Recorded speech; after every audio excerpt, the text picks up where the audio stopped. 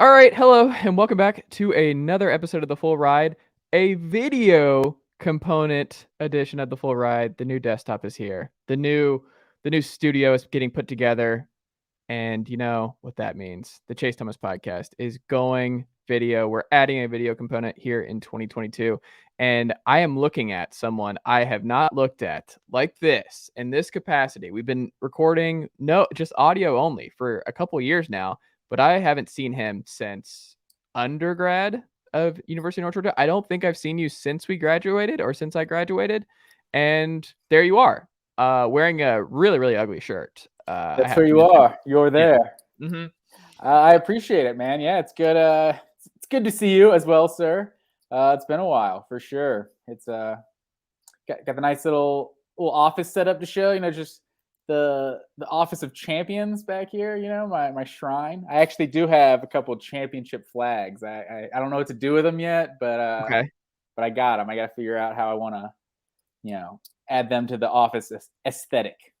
I mean, you could frame them, right? Like, you can frame them. I don't know, my dad's a big framer, and I'm looking at a lot of framed sports photos. Like, see behind me, it's like there's nothing sports, but if you look all here, there's just all kinds of awesome sports stuff, all my books, my diploma, like the University of North Georgia publicity I is don't sitting I don't right believe there. you. All I see is clothes. I don't believe I know, and they're you. not even mine. They're not even mine. That's the sad part. No, those are the sports renaissance women, but we will continue to adjust. I think I'm going to put some flags, and I got a Clerks frame poster that I think I'm going to put up over there because Clerks is one of my all-time favorite movies. But outside of that, Matt Green, how are you doing, sir? How was your week? What's new with you?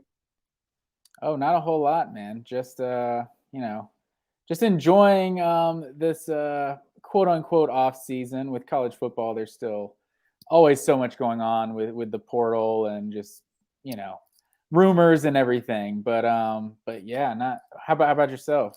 What's new? I'm not gonna lie, the stuff with the podcast equipment and everything, that was a lot. That really threw me off with the mixer going down, the laptop going down. That was a lot of unexpected stuff because school started back this week at the greatest university in the United States of America. Everyone voted. It is Big Orange Country, and it is the University of Tennessee. So school's back. My last spring semester before I'm done with my master's, Matt Green.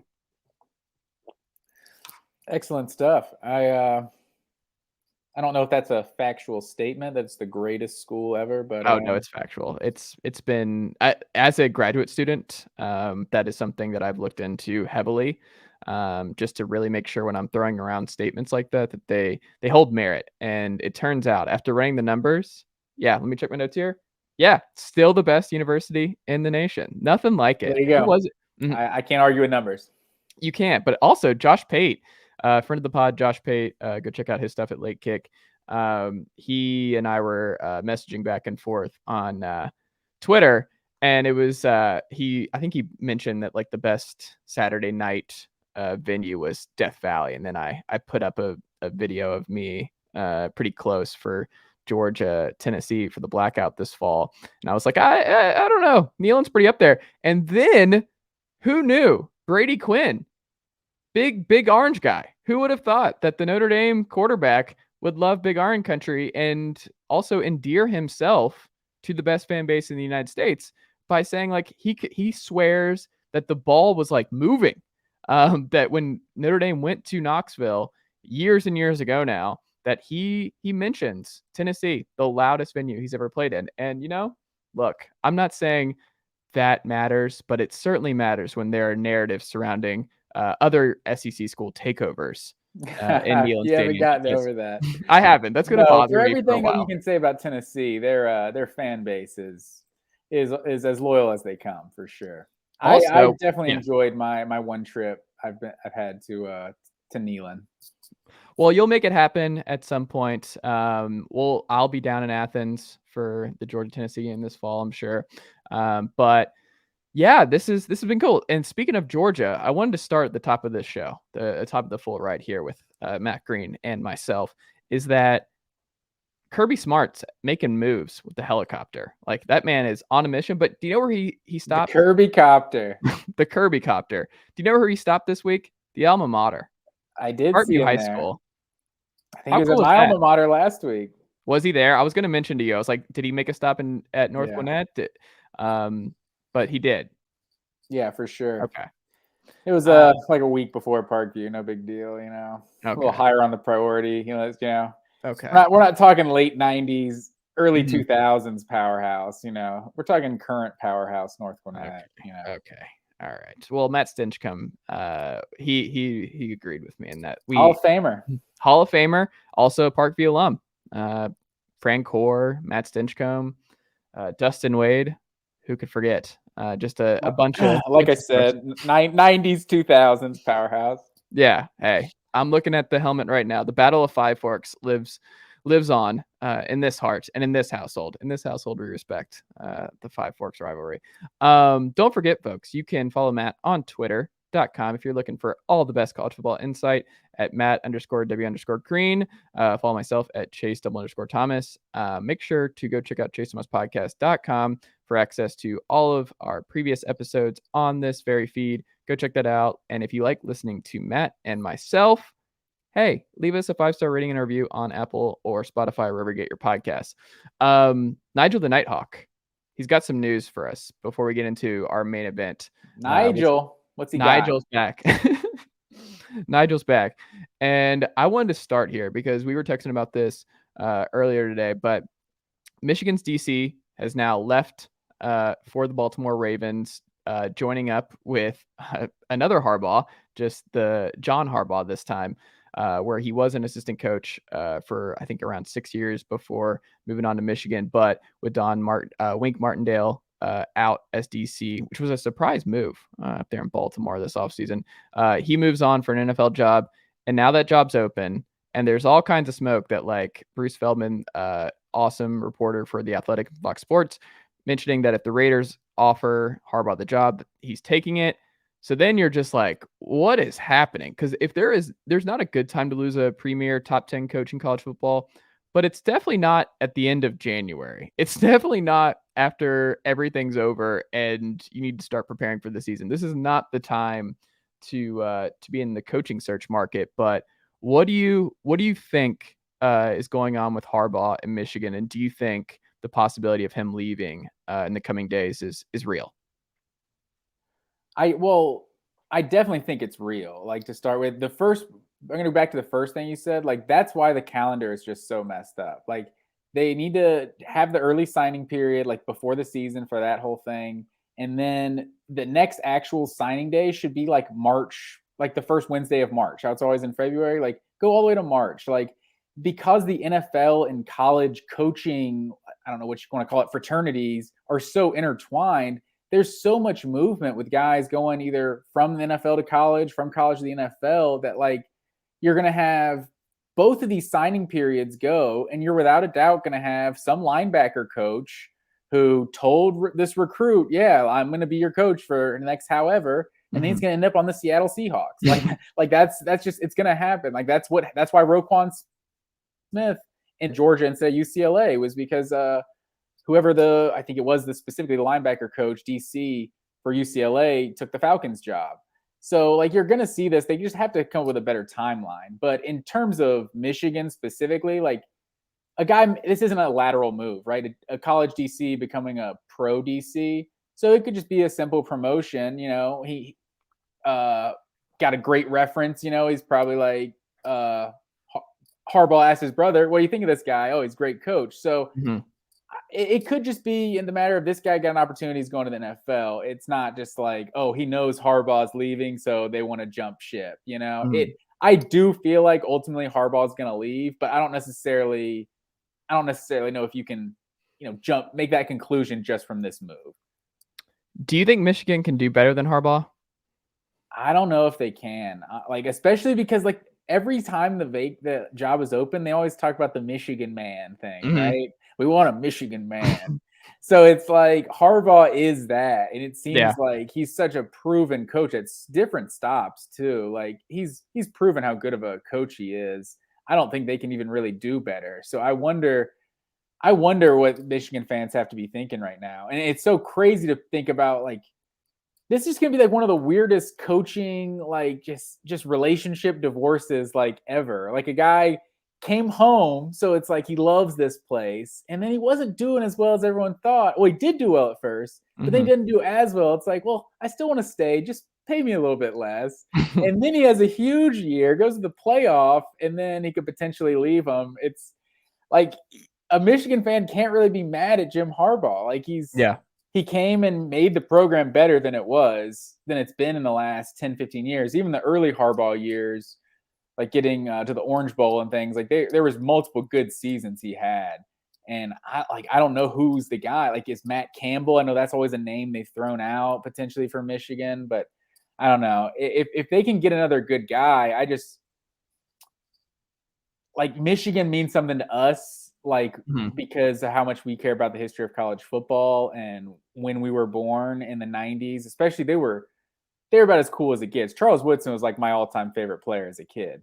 Like, so they were like just a They don't cool like him as much program. here in Knoxville, Tennessee. There's a little bit more of a difference. Oh, the whole Peyton Manning Yeah. Heisman voting thing. Yeah. A little bit different. Yeah.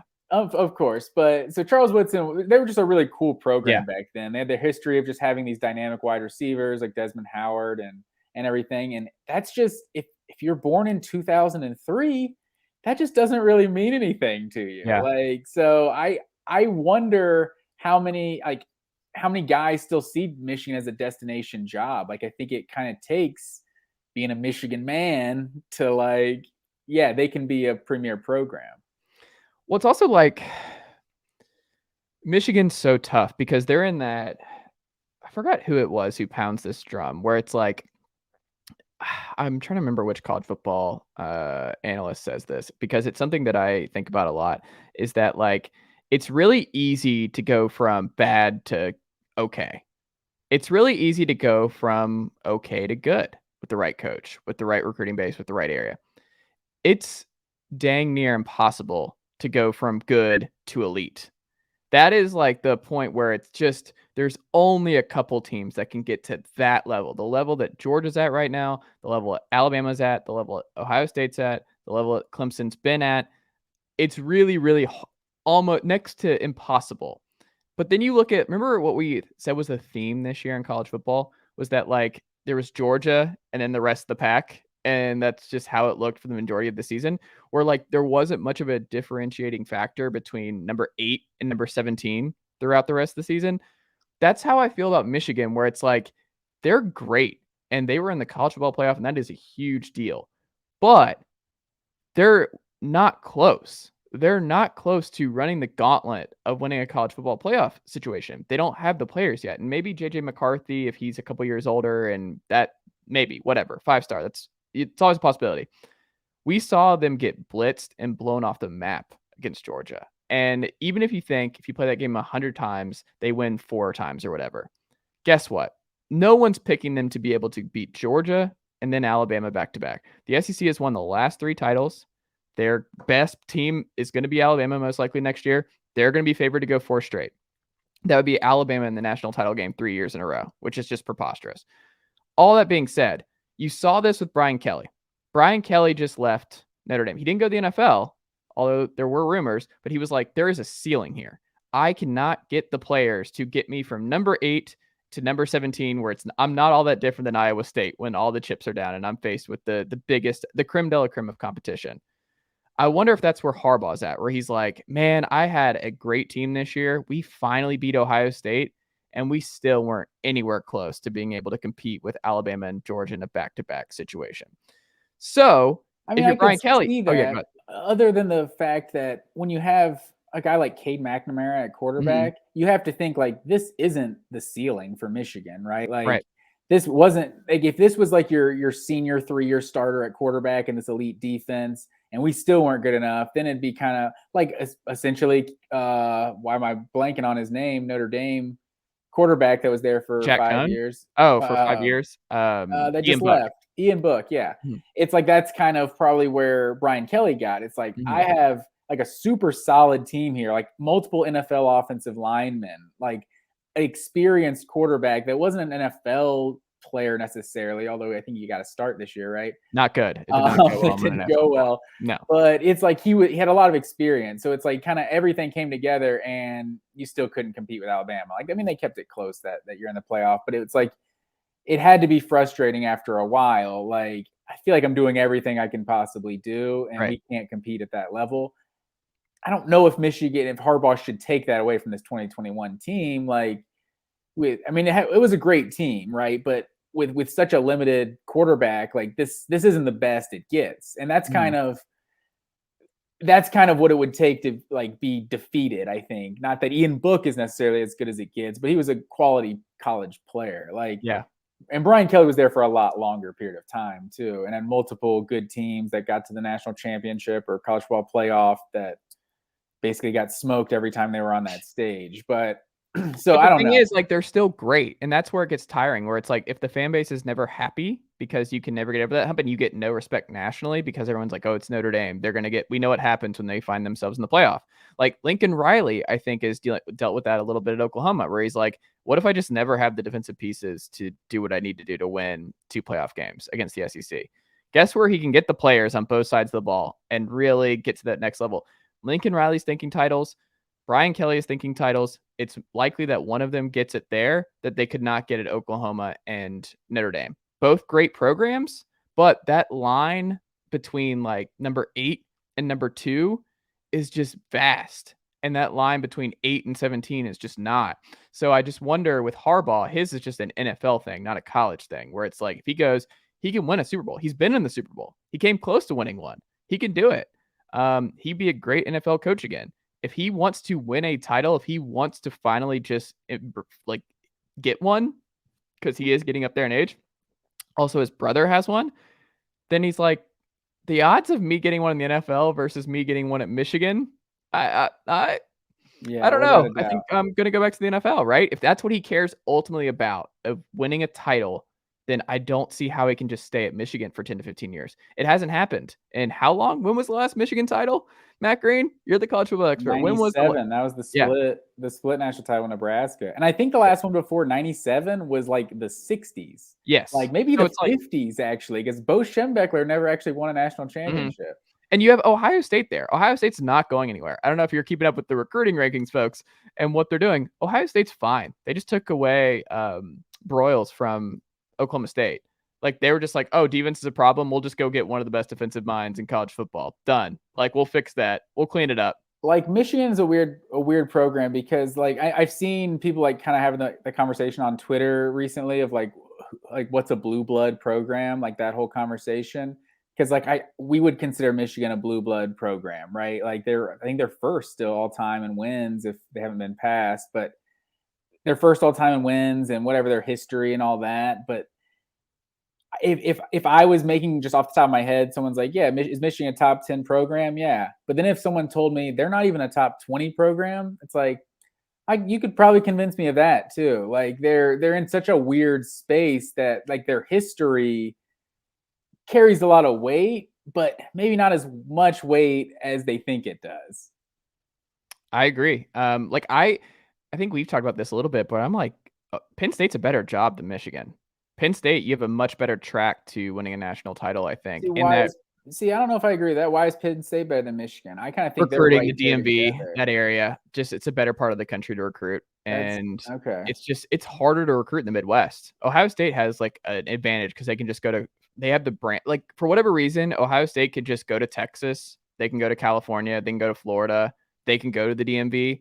If you look at their recruiting footprint, they can go wherever. Michigan can't do that. They can't. And Penn State, you're at home. So you get a lot of those kids in the Northeast that are 4 and 5 stars that want to stay close to home. So they're like the creme de la creme in that area. So that's something that benefits them more and will continue to benefit them more. I could see that. But we'll see what happens. What do you think? Like, we'll end it here on Harbaugh. What do you think ultimately happens? Do you think he's back on a Michigan sideline this fall, or do you think he is back in the NFL? I think he might be. I don't know if you saw that interview with Kirby Smart with Reese Davis. It was pretty good, and he was talking about one of the things that his like biggest worry in college football was good coaches who prefer to coach in college that are now going to the NFL just because they can't handle the workload that it is to be a college football coach anymore. I wonder if Harbaugh is kind of one of those coaches that Kirby's kind of alluding to, that this guy is a good coach that kind of belongs in the college game, but all the extra stuff that goes with being a college coach is just too much. And guys go to the NFL for like the work-life balance, you know. And I wonder if Harbaugh is one of those guys, and especially like we already said, like he's the chances of winning a championship in the winning a Super Bowl are way higher than his odds of winning a national championship at Michigan. Ultimately, I think if I had to bet right now, I would say he's an NFL coach next year. I don't even know who. Like the Raiders, I know has been thrown around. Like Denver, I think. I don't know. I don't think he's getting the Denver, Chicago, or Minnesota job, but I like the Raiders feels real. Like the Raiders make sense to me, and I don't know, like Dolphins, I mean, that's still open, and Stephen Ross said he would not be the one to take Jim Harbaugh from Michigan because he's a Michigan guy, but, like, I'll believe it when I see it. Like, if Harbaugh tells him straight up, like, "I don't wanna do this anymore, so I'll go to the Raiders if you don't hire me," which is a possibility. Like, if Harbaugh's like, "I'm leaving the alma mater, and I get that you like that I'm here and helping us, but, like, I'm going to the NFL. So even if you don't wanna be the one to take me from Michigan, what I'm telling you is I'm just going to compete against you in the AFC if you don't hire me." So I don't know, man. Like I like Harbaugh. I think he's done a really good job there. I think we'll look back after he's gone that he did a lot better than he got credit for during his time there. But I'm going to say he stays. I'm going to say he stays for a little bit longer.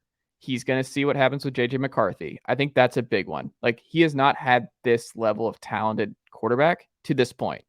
And if you you can win with Stetson Bennett when you have the Georgia players on both sides of the ball. You can do that. You can do that with Mac Jones, or not even Mac Jones is a good example, but the Jacob Cokers of the world. You can do it with a certain type of talent around the rest of the roster. But when it comes to Michigan, you don't have the same players. Like you're good, like solid 87. But when you're matched up with Georgia, the way to get around that, and Notre Dame's run into this wall as well, is that you have to have the quarterback. You have to have the quarterback who can do something else to get you in the game and to make up for the fact that the talent disparity on both sides of the ball is vast. So maybe McCarthy is that guy. So he sees what happens here. He's like, if it doesn't work with this 5-star, then maybe it's not going to work at Michigan and I'm not going to break through. But the odds of, I don't know. I'm going to say he doesn't, but man, I would be nervous about the future of Michigan football if I'm a Michigan fan, because I don't think they're going to get the guy they think they will. I don't think they're going to be able to get Matt Rule from Carolina. I don't think they're going to be able to get Luke Fickell. Maybe Matt Campbell, maybe. But like, if he left, my gut tells me they just promote Josh Gaddis. And like, maybe it's, yeah. Is Michigan a better job than Cincinnati right now? Oof. It's like for any coach, like if the both openings are open tomorrow, then yeah, Michigan's probably a better job, you know. But for Luke Fickell specifically, he's built up Cincinnati into what it is. And Michigan's been to one college football playoff. Cincinnati's been to one college football playoff. And now they're about to be in a quote unquote Power 5 conference. We might not even use that term anymore with I think those are going whatever away. the Big 12 is called. But it's a big time enough conference that they run through that one loss undefeated. Like they can compete for the playoff year in and year out. Like they could legit just replace Oklahoma and they start getting blown out in the semifinal every year. Have you been surprised, Matt Green, at how much Alabama has cleaned up in the portal? Your man, Mr. Burton, goes to the Tide, and I think I saw Mecole Hardman. Not a fan of the jump by Burton. It's you expect fans to say stuff like that. When Mecole Hardman says it, it's a little different. It's because Mecole Hardman's probably like a guy that's probably had what 30 catches or something his junior year at Georgia. Like nothing impressive. Didn't put up any impressive numbers, but he was a good player, part of a good team, and probably ran a 4.23 or 40 or something. You know, he's got ridiculous speed. But his film, regardless of, you know, maybe he could have gone somewhere else and had more touches, won more awards, whatever, his film and his play showed that, you know, he was capable of being a second round pick. So he's kind of a specific person that when he says it, like that kind of means something. Especially because Miko Hardman was like a good blocker too. Like he was like kind of the things you might not expect, but that's like what it takes to get on the field of when there's 4 or 5 guys that are kind of all equal talent level, which is kind of what Georgia had at that time. But I mean, Jermaine Burton, I don't blame him for transferring because you see what Alabama's track record of receivers is. Like he's going to come back next year. Like Georgia's 3 leading receivers were freshmen this past year. And part of that is because Jermaine Burton had some nagging injuries, missed some games here and there. And I mean, I think he made plays like when he played, but it was just he got 2-3 catches a game basically. I don't think he's nearly the caliber of player of any of these other Alabama first round picks. He's just not necessarily like the raw athlete that like a Henry Ruggs or Devontae Smith or Jerry Jeudy, like any of those guys. But I mean, he could put up like a big time 70 catch, 1,000-yard, 10 touchdown season, and that's probably the best thing for his career. So I can't really hate on him wanting to do that. It's not surprising that Alabama's doing this because like the rich always find a way to get richer, right? Well, like Saban warned him. Like Saban's Saban like, said, you want he to was do like, this? All right. yeah, I'm gonna figure it out and I'm gonna clean up. And then you have Dabo like, we're good, we're too good for the portal. And Saban's like, no, we're just gonna dominate this now too. If this is Why I'm just wouldn't gonna you? take advantage. Why would we not just do this? And it's the combination, it's the trio for me where I'm like, I really struggle to not just give Alabama the title next year now. With Ricks coming in from LSU, Jahmyr Gibbs, who is a stud at Georgia Tech, like their lone bright spot just gets picked off from Tech. I think I sent to you. Remember like that Georgia Tech actually had the worst pass defense in FBS last year? Like not good on the flats right now in Georgia And Tech I country. imagine people weren't even running up the score on them No. either. Like they're probably taking it easy in the fourth quarter, I taking was the told foot Jeff off the Collins gas. was a defensive-minded coach, but TBD, I guess. Big But Waffle House it's guy. hey, hold on. I think I might have a Waffle House somewhere in here, hat in here, but no, we're you and I are very team Waffle House as Oh, to of course. But Georgia it's not my men. personality. I No, feel like it's who Jeff Collins is. maybe I'll get Waffle House after this. You He just went got he thinking went about full Waffle Waffle House. You never go full Waffle House. House. Never go full Waffle House. But where I was going with that was just that like Rick's huge get, Jahmyr Gibbs, and now Burton. It's just like they cleaned up. Like Texas cleaned up, Arkansas cleaned up. Like Arkansas, they haven't released what the NIL groundbreaking thing is yet, right? Like, I was looking for it. I didn't see anything. I did uh, see there was some sort of interview with Jerry Jones. oh no, So oh I no, think Jerry Jones. I saw Jerry Jones make some sort of comment of like, I don't get my hand doesn't get tired writing checks, wow. something to that extent. So I think Jerry Jones is like, we're paying players. I'm trying to And, win a championship at mhm. Arkansas. So yeah, I'm not. I I kind didn't of see forgot like a about big Jerry Jones being announcement. a wild card here, right? Like in I totally NIL. did too. Yeah, for sure. But That's wild. But yeah, well, Arkansas's cleaned up there. Sam Pittman doing a great job. They just went 8-4 in a brutal SEC West. If you take out Georgia and Alabama, which were the 2 best teams in the country, they're a 10-2 team last year. You put them in like the Big 12, the Pac-12, Arkansas is probably the best team in that conference last year. If they played that kind of schedule, Arkansas is ahead of the curve. They got to keep Kendall Briles. They kept Barry Odom. The staff's still there. Pittman's just the most likable coach outside of Josh Heupel, who's just as likable as it gets in the SEC. Um, I wonder about like the transfer stuff because I want to get a sense of like the transfer portal rankings and when you look at who's cleaning up the most, but I could not get over that Alabama immediately is just they're already king. They already are kings of the recruiting and player development aspect of the sport, but now they were like, let's just go ahead and take this advantage as well and just clean up here too, right? yeah, without a doubt, it's not surprising. Have you seen Arkansas' schedule for next year? I have not looked at it yet. They How's it open with looking? Cincinnati. Ooh, that's a win.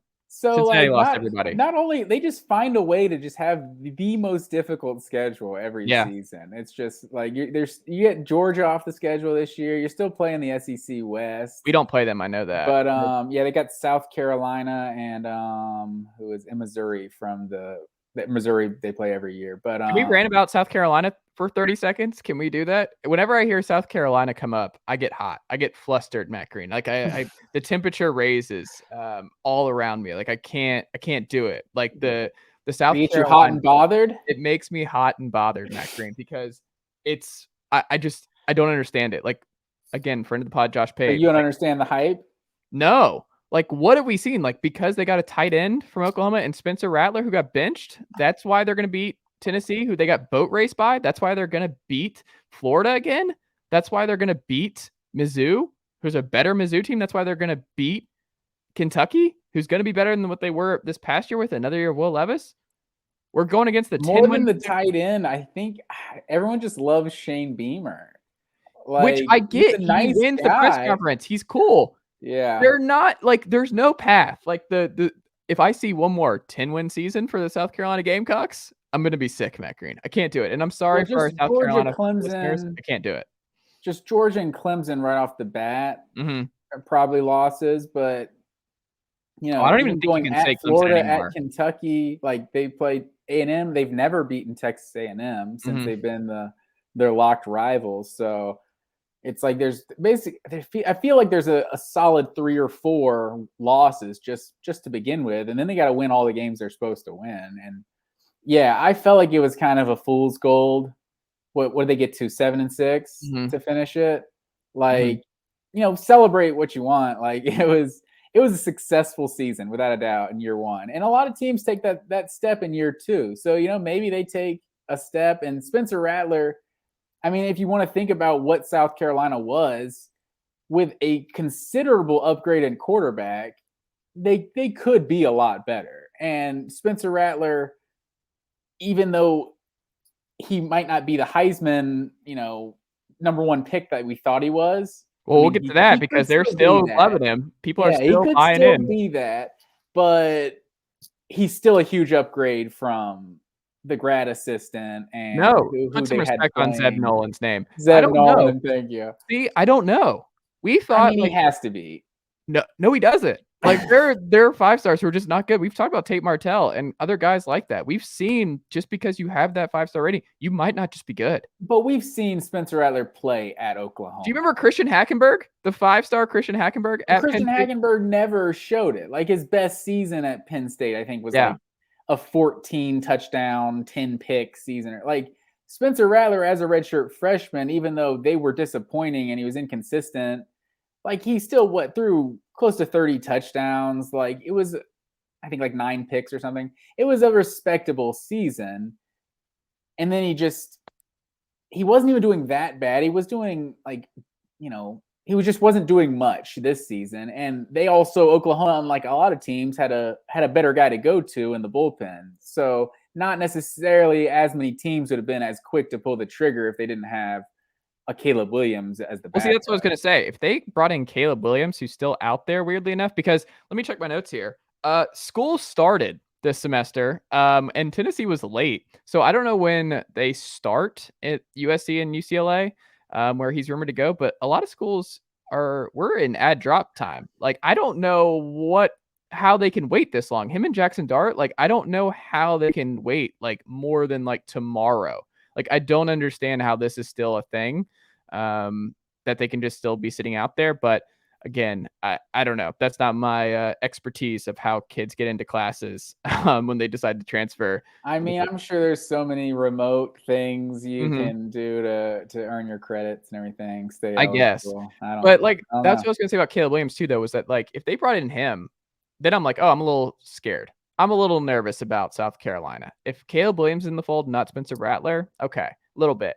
Guess what? I cannot wait. I am going to Columbia this fall, and I might get front row 50-yard line and just turn around in my Tyler Bray white jersey and just just do the gladiator, just thumbs down as we're up 21-0 at the end of the first quarter. Because what does Tennessee do? They go up 21-0 every first quarter. We're the best first quarter team in college football. So when we do that, that's what I'm gonna do. I'm embracing it. When Hendon Hooker is just slicing up the South Carolina defense and we're just knocking the living crap out of the Gamecocks, it's going to be great. And I'll record it. It's going to be great content for the pod. And again, South Carolina fans, something against you guys. You're great. South Carolina, great fan base. Just the hype is, I'm not buying it. Matt's not buying it. I'll believe it when I see it. Go Vols. Yeah, without a doubt, because they seem to always play like a tough game with Vanderbilt. Yeah. Like, so even when you have those, like the Georgia and Clemson off there. I mean, Clemson's obviously taking a step back, but I think they're still way better than South Carolina. Like the Kentucky game, like you're not beating Kentucky. Like you can't expect to beat Kentucky. You might beat Kentucky, but like that's very far from a expected win. Yes. So it's tough to find the wins on South Carolina's schedule to be excited about a 9-10 win season. Like I just don't see that happening. Matt Green, how excited are you for more turnover on the Auburn coaching staff? Both the OC, Mr. Mike Bobo, gone, replacing with Austin Davis, and then also the DC, who Derek Mason, elite DC, did a great job with Auburn this past year. He's on his way to replace Broyles at Oklahoma State. Great hire in Stillwater for Mike Gundy. Love that fit for him. I don't know. Is this a bad sign? Are you a little bit nervous about what's going on here? We got Zach Calzada, Austin Davis, no DC. I think they're going to promote the defensive line coach, who I think was the DC for Harsin in Boise. Yeah, Jeff Schmedding. That's was he D-line or linebackers? I think he was D-line with them. He might have been linebackers. But yeah, he was at Eastern Washington, I think, for like 15 years or something. But yeah, then he came with Harsin from Boise State. So I don't know if it's like this could just be we don't really get along. I want to bring in one of my own guys, like I trust more, like kind of, Well, there was a report that they weren't talking down the stretch. So it could be something like that. But I don't know, from the outside, it feels like a guy jumping off of a sinking ship, right? Like I don't necessarily want to be a part of what's going on here at Auburn. Let me go to Oklahoma State, because Oklahoma State is, I don't think you could really call that an upgrade from Auburn. It's a lateral move for sure. Just being a lot less pressure, though. A lot less pressure. Yeah, but Auburn in the SEC, there's just those guys. A DC in the SEC tends to make more money than a DC in the Big 12. Like I don't know what this deal Mason has, if it was more money or anything. I doubt it. There's no way. I kind of doubt it too. So so I don't know. It's definitely a curious move, and maybe it's just a matter of like two guys' personalities just didn't get along. But I wonder, there doesn't seem to be a lot of positivity around Harsin in general. So I kind of wonder what's going on with their program. Well, you got Bo Nix out of there too. I don't know. Auburn's, I think, and I wonder if you're on the same wavelength as me. It sounds like you are. Like they're the hardest team to read and forecast for next year. I have no idea every year, Auburn, right? But like especially now, like at least I had we had a good idea what a Gus Malzahn team was going to look like. We had a good idea, the Kevin Steele, Gus Malzahn stuff. We had a good feel for it at a certain point. I have no feel for Brian Harsin at this point. I have no feel for where they're going offensively. I have no feel for moving on from Derek Mason and going with your Boise guy, because I have a hard time believing he's going to be better than what Derek Mason brought. That dude just knows defense, and Auburn was one of the best defenses in college football last year. So I don't see a way that they don't regress at least somewhat in that capacity.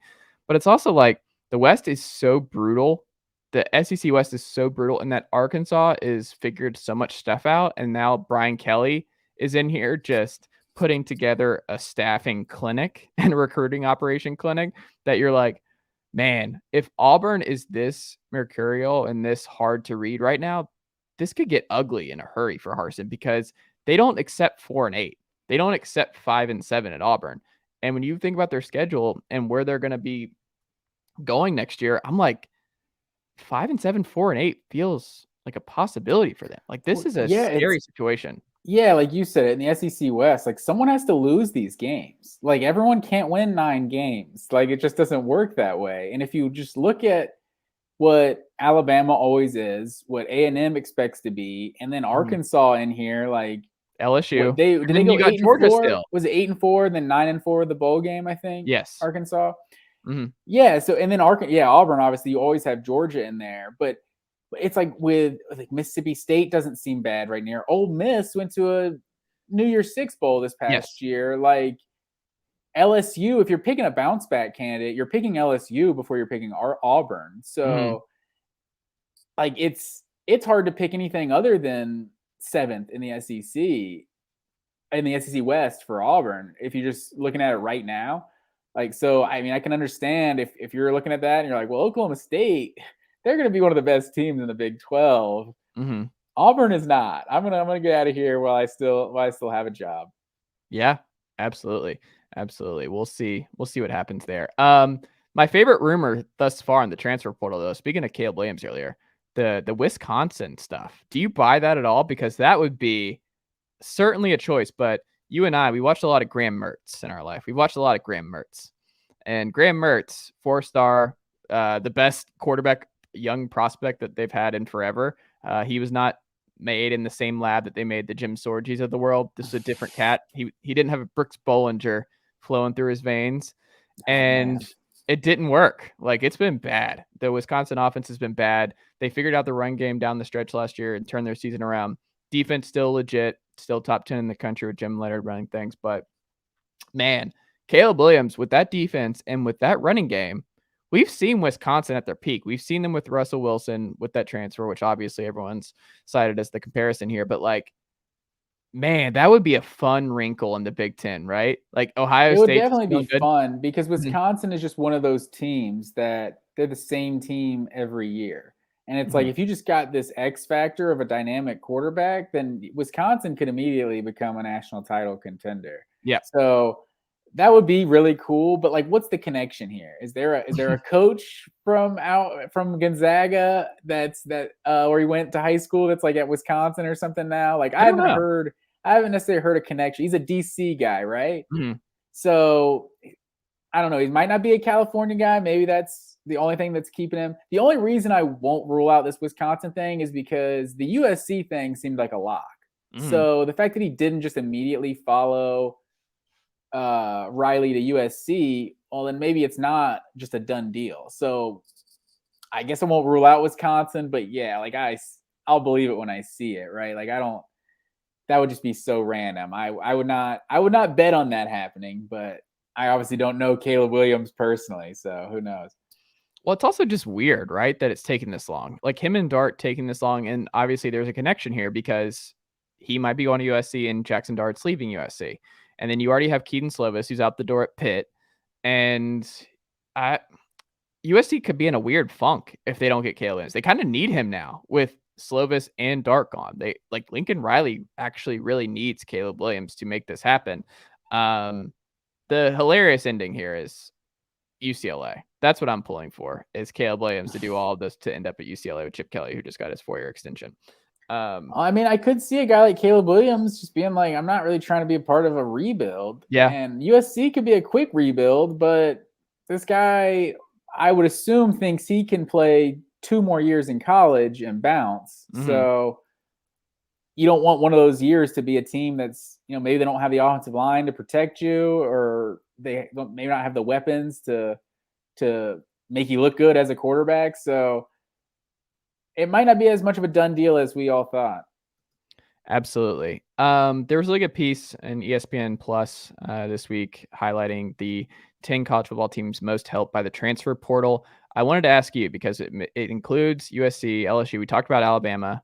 Nothing new there. But in this list, who jumped out to you? Was there a name? Was there a team that jumped out the most to you that you were like, okay, this is interesting what they've done here?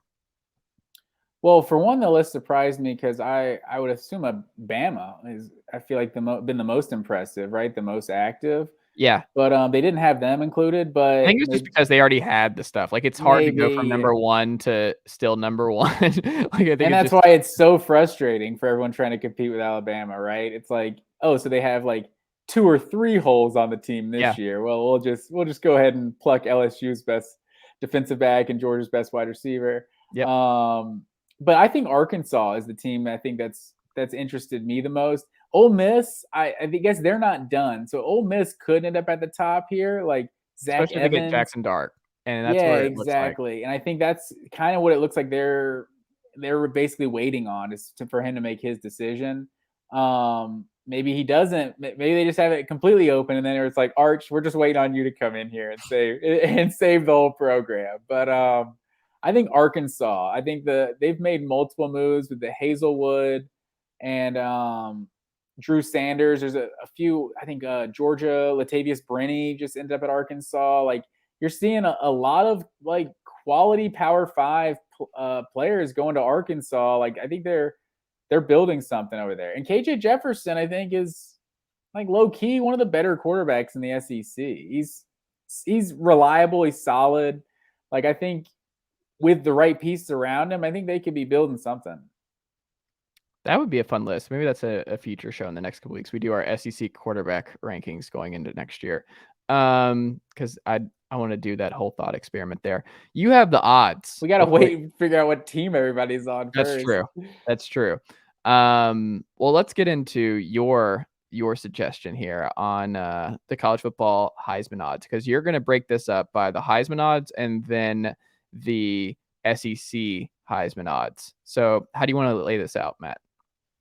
So yeah, I think it's Caesars released their 2022 Heisman Trophy odds, and Bryce Young is the obvious, right? The obvious. I mean, it's basically kind of a top 3 with Bryce Young, CJ Stroud. It doesn't even matter what team Caleb Williams is on. Yeah, he's like the clear number 3. But after that is a huge drop off. Like I think Quinn Ewers is up there. Like it's this is not necessarily who the best players are. It's just who people are going to bet on. Mm-hmm. But you'll see JT Daniels down here at plus like 2,500, right? We haven't even mentioned him, by the way. He's still sitting out there. And it was rumored that he was a package deal with Burton, and that didn't happen. Yeah, and that clearly did not happen. And I think JT Daniels, he seems like someone that's can be an SEC caliber school, but maybe. But where does he go? Where's the fit? Yeah, I think LSU's the fit. I hope he ends up at LSU. I think that's the best place for him. Where is Miles Brennan? He's in the portal. He hasn't decided yet, right? That's a good question. See, this is where we're at right now. I don't remember. He went in the portal like 2 months ago, and that feels like a lifetime ago. All the Max Johnson and Calzada. He is not picked anywhere yet. He is. He exited the college football portal in December, so he's staying. Okay, so with someone like JT Daniels, like I heard Colorado State mentioned for him, so I thought that was very strange. Like maybe he's not getting the Power 5 looks that necessarily thought he would, and maybe Harrison Bailey ended up at UNLV. Yeah, maybe a place like LSU, it's like, yeah, you could come in there, but you could also come in, the guy could be better than you, and you're sitting for another year. So, he was a West Coast guy. So I feel like half the schools in the Pac-12 he could probably come in and start for, right? So that would be interesting to see where he ends up. Well, that wouldn't be a bad fit for him at Colorado State, where because you do not have to play at a Power 5 school to get in the first round. Like Malik Willis just played at Liberty. You have Carson Strong, who just played at Nevada. You have the North Dakota State guys. They play in FCS. Like that doesn't matter. If you can play, people will find you on tape. And if you put up bonkers numbers at Colorado State, which is a possibility, and they're an interesting spot because it's not Steve Adazio running that show anymore. It's Jay Norvell, who just spent a bunch of years developing Carson Strong in Nevada. So teaming up with Jay Norvell, it's not the worst idea. Carson Strong's going first round. So I don't know. I hadn't seen that, but that actually makes a lot of sense. I wouldn't be against that if I'm JT. Yeah, I mean, I could see it happening. And really the whole point of bringing this up, like it wasn't like it's so far away from the Heisman odds, right? Like you're not winning Heisman at Colorado State. The Heisman odds like don't even matter at all right now. Yeah, it's funny. Caleb Williams, I guess he's going to end up on a good program, so you can bet on him if he's on a team. It would be bad money to put on JT Daniels right now. Like, you have no idea where this guy's going to end up. But yeah, I mean, you've seen like the Joe Flacco's of the world, go to the lower school, get that exposure and end up in the NFL. So Delaware, not low exposure. Put some respect on the Blue Hens. On the Blue Hens, for sure. But yeah, he got more exposure. But I'm saying he got more exposure personally than he did riding the bench at Pittsburgh. But looking at just the SEC, I think Saturday Down South or somebody posted this, just the SEC odds to win the Heisman. You got Bryce Young at 5-2. The second highest is Spencer Rattler at 20-1, which isn't even really good odds, but people are going to put money on Spencer Rattler. South Carolina is so hot right now. So then you got Will Anderson at 30-1, Max Johnson 40-1, Anthony Richardson and Jack Miller both at 50-1, Hendon Hooker at 60-1, Luke Altmaier and Zach Calzada at 60-1, Will Rogers, Will Levis 75-1, Miles Brennan, Jahmyr Gibbs, KJ Jefferson all at 100-1. No, KJ Jefferson's 150-1. Wait, what name? Gibbs? 100-1. Oh. What name did I not say on this list of Heisman odds for 2022? I didn't hear a Missouri Tiger on that list. You did not hear Connor Bazelak? Yeah, well, he's in the portal. I think it's Sam Horn's team now. Oh, there you go. But you did not hear Stetson Bennett, the quarterback from the national championship team. Are you telling me that Will Rogers has a better odds to win the Heisman? Yes. He's in Mike Leach's offense. We've seen it. He can put up. They're going to go 7-5. But if they have this, hold on. Yeah, if he has a crazy year, we've seen it. Mississippi State's had that. They've had it with Dak. They've had this. Mike Leach has done this. He's done this. First of all, none of these guys that are long shots are Gardner Minshew. Will Levis. He's done this. Yeah, he's put up numbers. None of those guys win Heisman because they're all like, yeah, this is Mike Leach's system. That's what they do. Like BJ Simmons. Stetson Bennett. Was this all ploy to just hype up BJ Simmons wasn't getting any Heisman love. Cliff Kingsbury might have because everyone didn't know that it was Graham Harrell was doing numbers in Lubbock. He was doing numbers in Lubbock.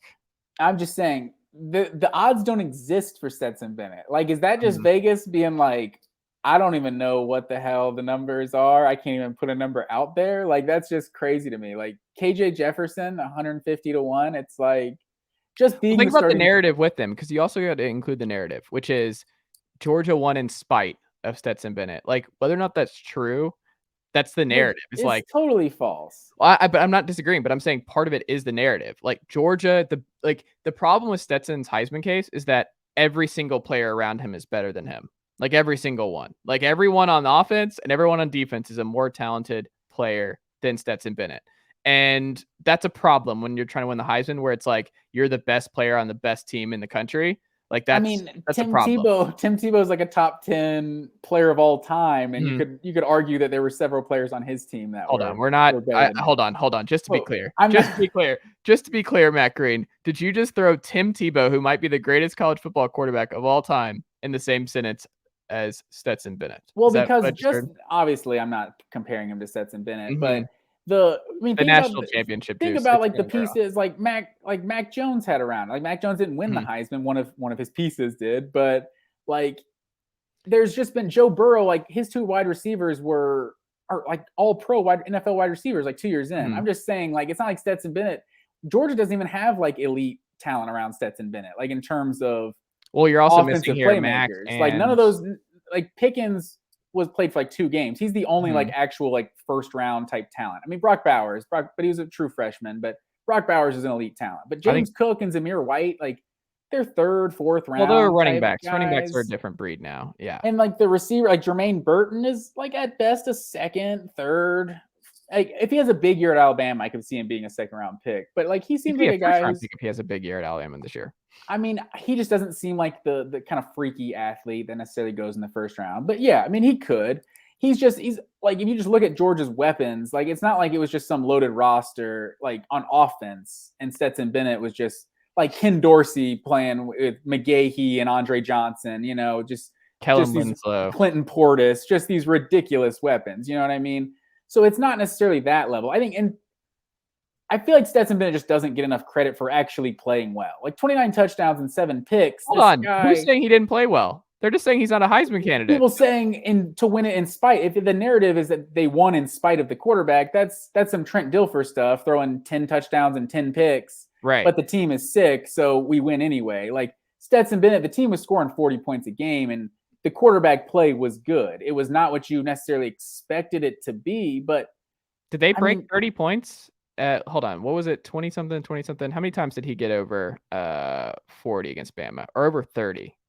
How many times Georgia quarterbacks in the last 4 times they played I Alabama. mean, I don't think any of them have scored 30. The national Yeah. champ, because from that, he was 35-28. That would have Mhm. been the most point. And then I think the Aaron Murray, that 'Cause you had SC the Keely championship, I Ringo think was pick like that put it over this year. 32-28. Mhm.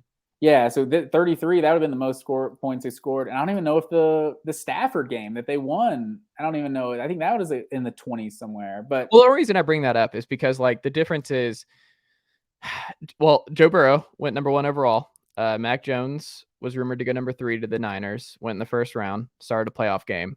These are all NFL quarterbacks. no, for sure. And I'm not saying Stetson Bennett is Tim anywhere Tebow close. in the first I'm round. saying Cam Newton was in the first these round. long shot odds exist for all these random Will Levis and all these random dudes. Like Well, Will Levis was a talented quarterback coming out of high school. Will Levis just being I think when Stetson Bennett was like the second or third game as a starter in 2020, he was like 8-1 odds to win the Heisman or something like that, just because he's a starter at Georgia. I think Mm. for the odds to not exist, it has to be some sort You're of so hurt by this. Can you just enjoy the national title? You had your moment. Why are you mad about no. this? Why are Georgia fans so upset right now? No, I'm not mad about it. I'm only mad at the Georgia fans that are like have any sort of negativity in their body right now. You know, it's like this is what we've been waiting for, guys. Like Stetson Bennett comes back and you're like, "Oh, that's the reason Burton's transferring is because of Kirby's offense is Stetson Bennett." It's like, "Cool, Jermaine Burton can leave. They just won a national championship. Like what can possibly upset you right now?" But I'm not saying that Stetson Bennett should be a legitimate Heisman candidate next year. I think there's like a narrative that like any old quarterback could have won a championship on Georgia. And while I think there's probably, a good chunk, like Any every quarterback? like No. A 10, lot of 10, quarterbacks? 20 Yeah. quarterbacks, maybe. But 30 to like, 40 seems more accurate see, to I me. just don't know about that. Because if you look at the production, 29 touchdowns, 7 picks, like with like 100, 200 less attempts than a lot of those guys that are up there too. Like a Cade McNamara, like just doing nothing. Like Georgia got production out of their quarterback position. Like Georgia got good production out of their quarterback position in 2021, even though it might not have been what you expected it to be. Like the offense was really good and they scored almost 40 points a game. So, You can go up the coast and I think do this. You can do this with Brennan Armstrong, Tyler but Van see, yeah, I Dyke. think You there's can go up multiple to good those guys. quarterbacks in the AC. Yeah, there's multiple good The whole quarterbacks. ACC quarterback collection could have won a title. But all those guys are good quarterbacks. I Yeah. think Cade McNamara, you could argue that he's not even a good quarterback. Like he He's threw like not bad. No, he's okay. 10 He's fine. touchdowns this year. Like He was Stetson competent. threw almost 30. Like, and they Yeah. played basically one more game, and actually probably less games because Stetson didn't start a couple games this season. Mm-hmm. But I don't know. I just thought it was interesting. I don't want to act like I'm saying Stetson should be a legitimate Heisman contender. What one comparison I thought was interesting though. The last thing I'll say about Stetson and Georgia was one of my friends compared 2021 Georgia to 2018 Clemson and Trevor Lawrence's freshman year. And if you look at the stats of freshman Trevor Lawrence to 2021 Stetson Bennett, they're super comparable. And if you think about Trevor Lawrence that year, while he played well, he never had to win a game for Clemson. They had the number one defense in the country, and they just murdered everyone they played. Like Chase Bryce and Kelly Bryant made more plays to actually win games for Clemson that year at A&M when Kelly Bryant True or played well. false? Chase Bryce will be playing college football this fall. Will he get in a game? Will he No. I know the answer to this. True or false? Is he playing football this fall? I would say true because Dabo made him, right? No. Hold on. Get your average white quarterback. Oh, shoot. Chase what are you doing Bryce. here? I'm Hold going on. Max Johnson. That's my bad. Max Johnson. No, another different quarterback. Max You're Johnson. thinking of Hunter Johnson. Hunter Johnson. I'm all the transfer portal's got me messed up, man. Yeah. Hunter Johnson coming back for his 19th college career to help out the quarterback. Where is Chase? Is he App State now? Yes. He was at App State last year. He has another year of eligibility. That man is under center for the Mountaineers this fall. This fall, sir. Nice. That man, well, you remember he had that clutch fourth down conversion to beat Syracuse, and again they beat Syracuse, escaped Syracuse. And Grayson high school legend Chase Bryce. Yeah, and then Kelly Bryant came in the A&M game and made multiple plays down the stretch and won the game. Yeah. So it was interesting. Like Lawrence, as good as he was as a freshman, that team could have won a national championship without him really having to make play or just with any old quarterback, even though obviously they got good production out of Trevor Lawrence. I can't believe I just let you do a 2-minute diatribe comparing freshman Trevor Lawrence to last year Stetson Bennett. I can't believe I just It's let just that the happen on this production and the podcast. fact that the team was designed a similar, like they won by like 30 Mhm. points a game, like Right. first in the nation in points per game. So the having the number one ranked defense and everything is what goes into the comparison. But I want to be on the record, let it show that I do not think Stetson Bennett is as good as Trevor Lawrence. The last thing I'll say on the Heisman odds, everything that you listed, the most appetizing to me is Jahmyr Gibbs 100-1. I would throw some money Yeah, at that. that was my thought. Those are my same thoughts. And I also, Bo Nix was plus 5,000. Like that seems like someone worth rolling the dice Yeah. for. Like, He's the ultimate roll of the dice where it's like, yeah, yeah. like I don't know. I just saw him way down the list, and even Hendon Hooker. It's like I feel like year 2 of Tennessee, we know what the offense is going to be. I Like don't think we'll win just enough a games. long shot. No, probably not, but just like a long shot. Like you're just taking it. Like Tennessee, we've seen a lot of teams improve greatly from year 1 to year 2 Mhm. at big time schools. So that just as far as taking a long shot goes, I feel like Hendon Hooker would be worth it. I don't hate that. I don't hate that. The last thing we did last week, the case for and against Georgia making it back to the national title game. I feel like this is going to be easier to do this case. The case for and against Alabama reaching the college football national title game for 3 consecutive years when Nick Saban turned 71 years old this fall, Matt Green. 71. To put this in comparison, Sean Payton just retired from the NFL at 58, and he's been in New Orleans for 16 years. Nick Saban is just Wow. he's going to be around forever. Like this man is just going to keep doing this. Go to basketball games that he doesn't want to go to watch Arch Manning play a little bit. Like, did you see the video? Like he's sitting in the corner, To like watch away from Tua the. Tagovailoa's son. Yeah, it's like, oh man, this dude, he does it all.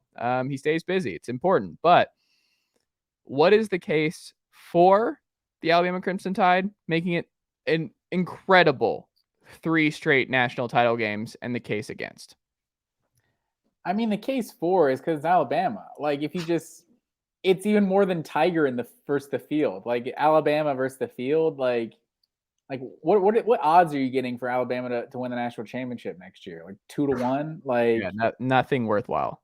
5-2 or something like that. Like it's Alabama. That's basically all you need to know. Like they have the best player in college football, and I don't even know if that's Bryce Young. Like Will Anderson's the best defensive player in college football. Who's the other guy that they had that was giving Georgia a lot of problems too on the edge? The younger guy. Oh, Dallas Turner. Yeah. Turner, Like yeah. he was a true freshman, top 10 Mhm. ranked recruit coming out. So So that's like gonna be fun. Dallas Turner and Will Anderson on the edge this year. It's gonna be great. exactly. It's going to be absurd. So, and then you got Eli Ricks in there. Jahmyr Gibbs is going to come over. Like Alabama's running backs, it was pretty disappointing running back room. If Branson Robinson, if I'm getting all my names messed up, Brian Robinson if and Brian yeah. Robinson wasn't just such a workhorse, they would have Yeah. had some real issues in their running game this year. And they did have some issues in the running game. And so Jahmyr Gibbs they're going to be relying on a huge amount. And it's just Alabama, right? You look at their schedule; they do have to go to Texas. Year 2 of Sark, like Texas could be improved, but like that game doesn't scare Alabama. I'm just glad it's being played in Austin and not in Jerry World That's because true. that's just great for college respectful. football. Yes. Thank you for doing that. Without a doubt. But at Arkansas, at Tennessee, at Ole Miss, those are the 3 toughest road games, or those are 3 only. Yeah, those are all their road games in the SEC. Like Arkansas and Tennessee are gonna be some quality teams, but I just don't see anyone on this schedule. Like Ole Miss is just the ultimate, I think, kind of X factor in the SEC West this year because like if they get Jackson Dart and they have like a good offense like they're supposed to, then they should just kind of build on what they were last year. But if they don't have a quarterback, then I could see them taking a big step back in 2022. So I think the SEC West, as good as it is, there's a lot of question marks, and there's basically no question marks for Alabama. Even though a lot of people are hype on Texas A&M and everything, like Texas A&M, like let's not forget how many games they lost last year, right? Like they beat Alabama, but who they lose to? Arkansas, Mississippi State. I think they lost to LSU late. So I don't remember. Yeah, I got to I got to pull up A&M, but so it's like we only really think A&M's good because they beat Bama. So Well, no, it's that's like, not the only reason we think A&M's good. The other reason is that they just had the #1 recruiting class, and they keep recruiting at a crazy pace, but they're, for whatever reason, not at that level that that's the only Kirby reason we really respected the 2021 product Right. was because that Bama win, but that Mhm. was kind of the outlier. Like Calzada didn't play that well against anybody. Mhm. Like they That Arkansas game was a disaster. Yeah, without a doubt. Like I think, Max Johnson just seems like the ultimate kind of high floor guy that A&M probably needs. So I think they could definitely be that second team in the West and maybe even challenge Alabama, but They have to win games. Like, at some point, you have to put exactly. this together. Like, they have to win. Like, not just win. You can't just beat Alabama like it's an upset. Like, what you have to do is, like, beat Alabama 2 out of 3 years. Yeah, That's what beat you have to do. Alabama and don't storm the field. That's Correct. how you know you're legit. Mhm. And the thing that's frustrating about them is that they have the players to be legit.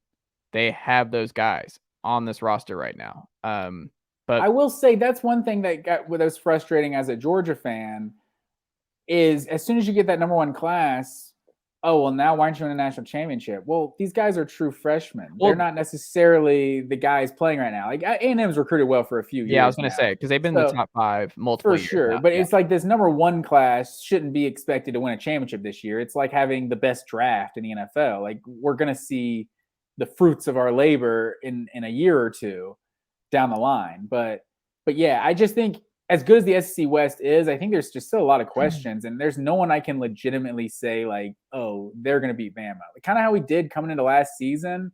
There was questions, like we all did. Like that A&M team is not what we thought they were going to be, but we all circled that game that this unproven Alabama team, a little inexperienced at Kyle Field, that night game, like that's going to be where they get tripped up. Like I can't really point to a game on next year's schedule. Like Texas, yeah, that looks sexy, but like No, they're gonna Bama's blow gonna the be doors up off. for Yeah. Texas. Like I He's not almost, losing to Sark in yeah, Texas. they're probably gonna win But by like also, 30. hold on, I have a grinds my gear segment for 20 seconds here with the University of Texas. Not only are they the fraud University of Texas, the fraud UT. We know who the real UT is, and that's right here in Knoxville, Tennessee. No, my issue with them. Have you kept up with the Isaiah Nair story? The Wyoming transfer, who was a 4-star transfer from Wyoming, committed to Tennessee, enrolled, I believe, at University of Tennessee, and then left for Texas this past week. So, Mm.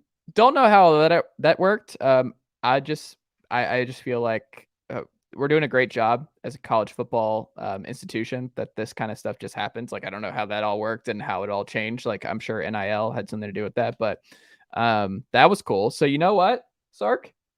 Don't like it.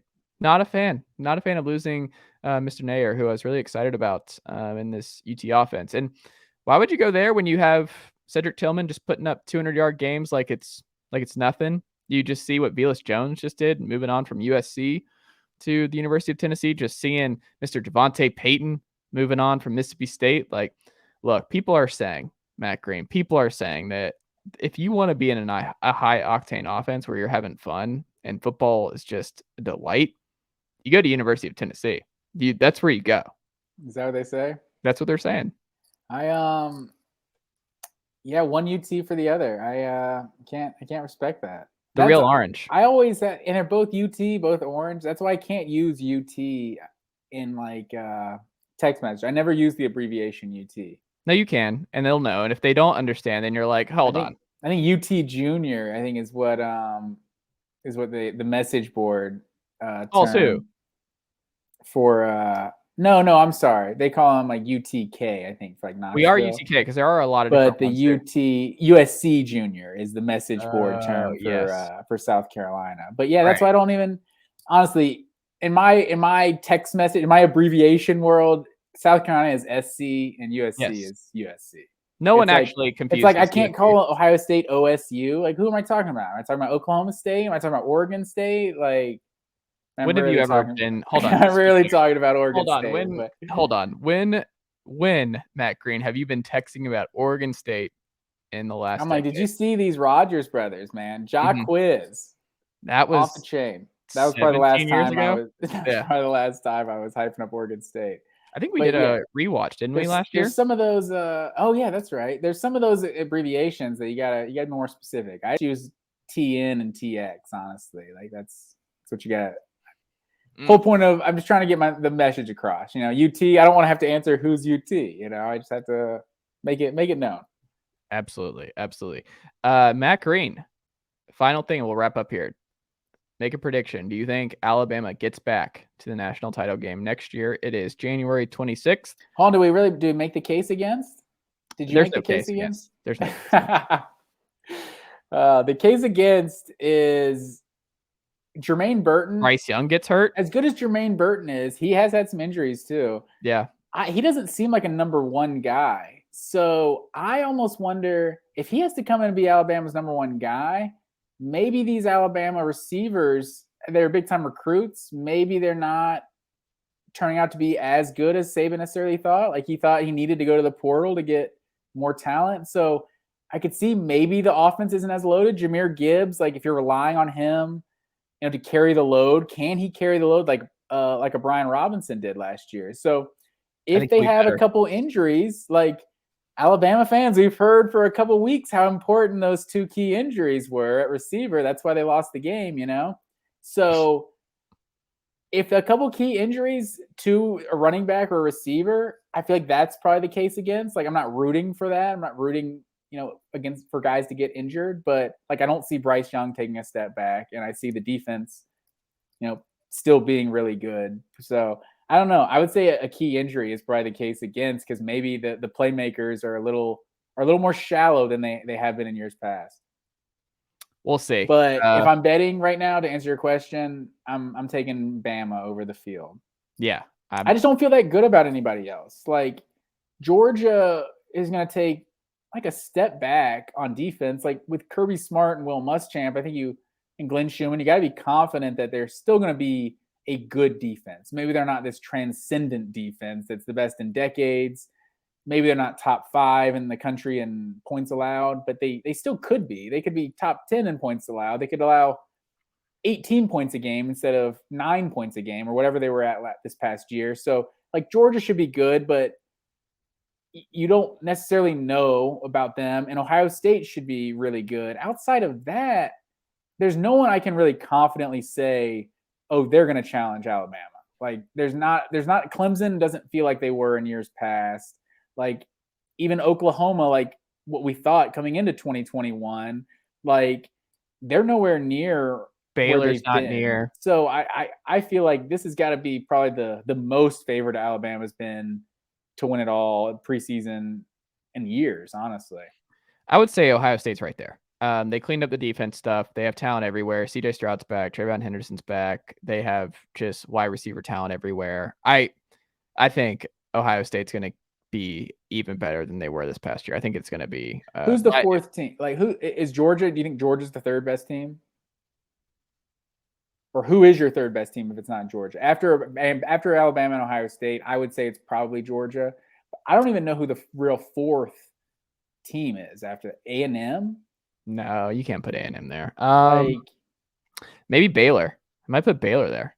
Yeah. So and Baylor, I liked Baylor a lot this past season, but it's maybe hard. Penn State. I might put Penn State somewhere in there with what they're returning. And Michigan State, like they could. I just don't know. I have to think about it. I mean, if Mr. Williams ends up at Wisconsin, I'm putting Wisconsin there. Yeah, or wherever he ends up, I'm putting somewhere in the top 4. But I don't think the ACC, like Miami, I know people were like Tyler Van Dyke a lot, but Miami's not ready to take that step. So it's almost not even Alabama or the field. It's Alabama or Ohio State or Georgia. And that feels like I would probably put my money on Alabama if I'm a betting man.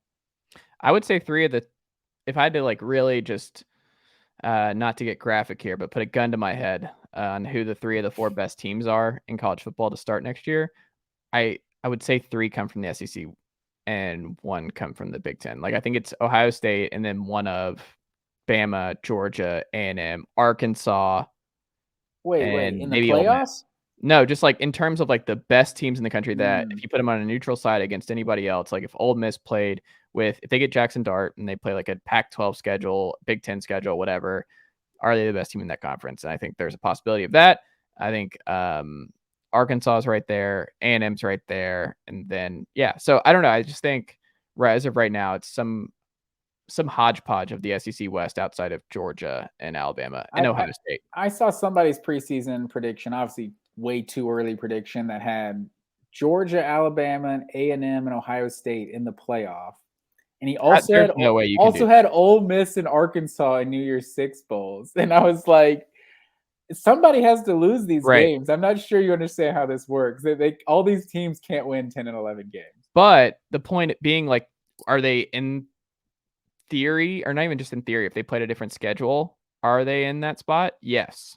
I think a lot of those teams would be. But like you said, I you're think playing that's the the SEC problem West. with college football's format is if these are the 4 best teams, and they should be in the top 4, but it's not necessarily going to work that way. It could, but if it was an 8-team playoff, then it's probably a better chance that that's the final 4 because they're the 4 best teams, if that's the case.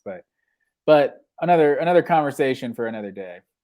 There you go. Matt Green, we can find you on Twitter at Matt_W_Green. Follow myself at Chase_Thomas. Matt, we did it. Video. We did it. The inaugural video podcast with you and I. So yeah, I would have a YouTube subscribe thing, but I don't know 100% what that's going to be just yet. So that will be cleaned up next week. But thank you so much for the time, per usual, Mr. Green.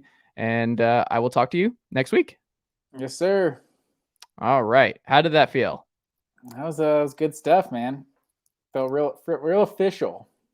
Real official. I feel like I'm just looking at myself. I feel like I have to put other things on the screen, so I just look at myself.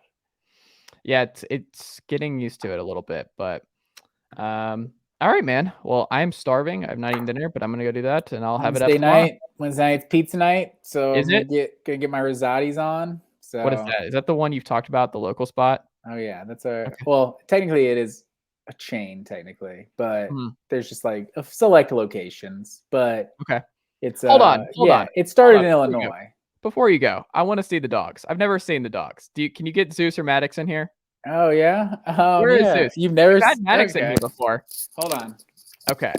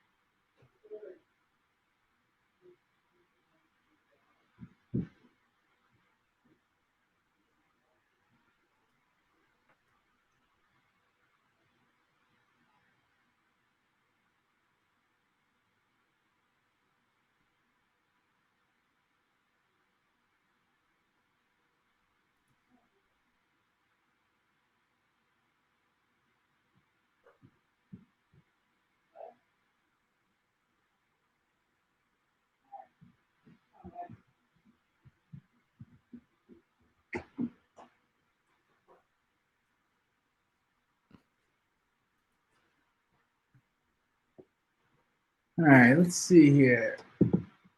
I don't see a dog.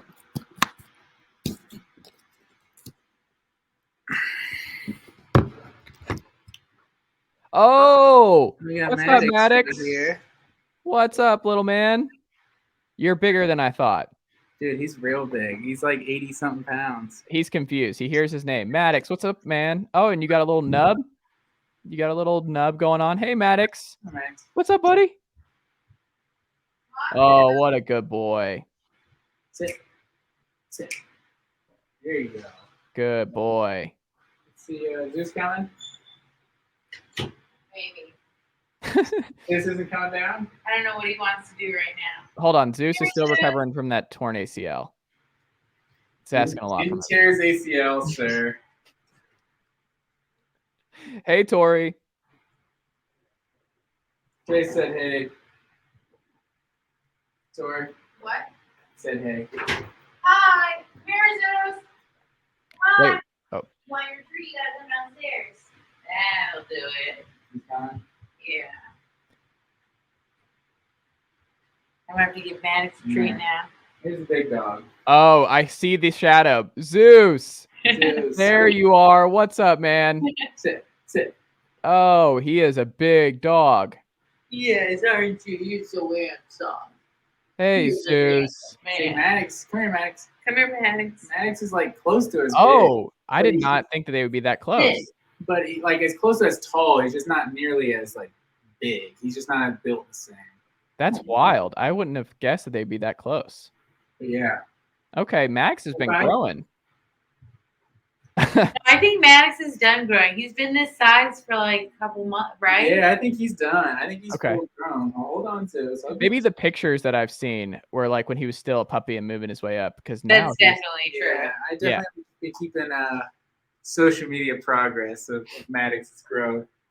Oh, well, that's cool. Look at them. And I think Khaleesi the dog is getting upset because I'm talking about a dog. She can hear me in the other room. Like that's a dog voice if I've ever heard it. What the hell's going on in there?